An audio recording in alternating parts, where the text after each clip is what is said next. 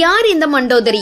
மண்டோதரி இலங்கையை ஆண்ட ராவணனின் மனைவி, காஷ்யப முனிவரின் மகன் மாயாசுரன். மாயாசுரனுக்கு துந்துபி, மாயாவி அப்படிங்கிற 2 மகன்கள் இருந்தாங்க. இந்த மாயாசுரனின் வளர்ப்பு மகள் தான் மண்டோதரி. ஒரு முறை மண்டோதரியை ராவணன் பார்த்து அவள் அழகில் மயங்கி தனக்கு திருமணம் செய்ய வேண்டும் என்று கேட்டு 7 முறை அக்னியை வலம் வந்து மண்டோதரியை திருமணம் புரிந்தான். சீதையை அபகரித்து வந்த ராவணன் ஒரு பெண்ணின் அனுமதி இல்லாமல் அவளை தீண்டினால் தலைவெடித்து மரணமடைவான் என்று சாபம் பெற்றிருந்தான். இதனால பல முறை சீதை சம்மதிக்க வைக்க முயன்றான். ஆனால் சீதை ஒருபோதும் சம்மதிக்கல. இதனால் சீதையின் தலையை வாளால் வெட்ட நினைத்து கையை உயர்த்தினான்.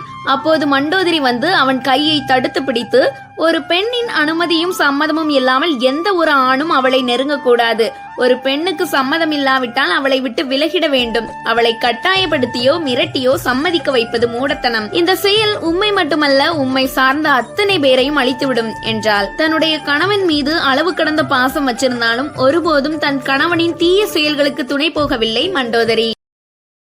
Download ShareChat.